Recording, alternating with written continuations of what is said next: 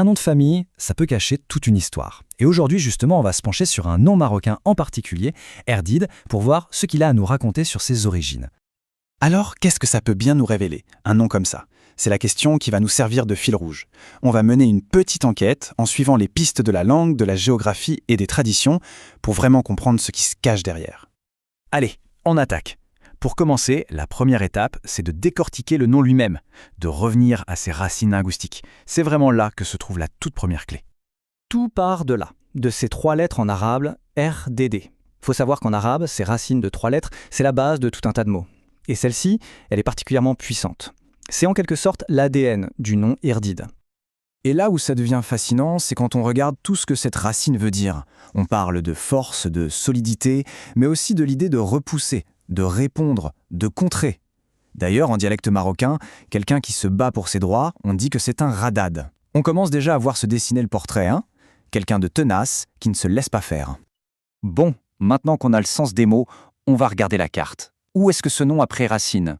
Souvent, la géographie d'un nom de famille, c'est une véritable carte au trésor historique. Et justement, ce nom, Erdid, on le retrouve surtout dans ces régions de l'ouest du Maroc. Et ça, ce n'est pas du tout un hasard. Historiquement, ces terres étaient celles de tribus guerrières, réputées pour leurs chevaliers, leur esprit combatif, le terreau parfait pour un nom qui signifie force et réponse. On peut même être plus précis que ça. Si on fouille dans les archives ou dans la tradition orale, on voit que le nom Erdid est lié à des tribus bien spécifiques, comme les Oulet Frege ou les Kwassem. On passe donc d'un concept un peu abstrait à une réalité humaine, bien ancrée dans des communautés. Ok, on a le lieu, on a les tribus, mais revenons à l'individu. Comment est-ce qu'une personne, à l'origine, a bien pu recevoir ce nom? Qu'est-ce qu'elle avait de si spécial pour qu'on la nomme ainsi? Pour ça, il faut se remettre dans le contexte de l'époque. Un nom de famille, ce n'était pas juste un truc qu'on héritait automatiquement. C'était souvent un titre, un surnom qui reflétait le caractère d'une personne, ses actions. En bref, un nom, ça se méritait. Et ce témoignage, il est parfait pour ça. C'est incroyablement parlant. Le Erdid originel, c'était donc cet homme-là, celui qui fait face, qui répond à l'injustice, qui ne se défile pas. C'est la définition même du courage et de la droiture. On voit donc bien comment ça s'est passé. Au début, c'est juste une qualité personnelle, un trait de caractère que tout le monde reconnaît chez un homme. Puis, ça devient son surnom, un titre presque honorifique, Aradid, celui qui répond. Et avec le temps, ce titre prestigieux est adopté comme nom officiel par toute sa descendance, et ça devient un véritable héritage. Bon, tout ça, c'est l'histoire. Mais aujourd'hui, qu'est-ce que ça veut dire de porter ce nom? Comment cet héritage de guerriers et de tribus résonne dans notre monde moderne? Voyons un peu comment le sens a évolué. Et c'est là qu'on voit toute la transition. La force physique de l'ancêtre est devenue une force de caractère aujourd'hui.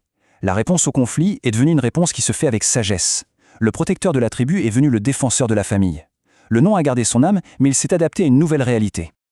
Et il y a un autre détail important. Ce nom n'est pas très répandu. Il fait partie de ce qu'on appelle les noms de famille patrimoniaux. C'est le signe d'un nom ancien, authentique, qui a traversé les générations sans être changé. C'est un vrai marqueur d'identité. Allez, il est temps de rassembler toutes les pièces du puzzle. Si on met tout ça bout à bout, qu'est-ce que ça nous révèle au final, cette histoire? Eh bien au final, Erdid, ce n'est pas juste un nom, c'est le résumé d'une histoire. C'est le portrait d'un type de personne, forte, digne de confiance, qui ne baisse pas les bras et qui agit avec courage et intelligence. Une personne qui est profondément ancrée dans l'histoire et la culture marocaine. Et tout ça, ça amène à une dernière réflexion. L'histoire du nom Erdid nous montre qu'un nom peut être un héritage. Ça donne envie de se poser la question, et nous, quelle est l'histoire qui se cache derrière nos propres noms de famille?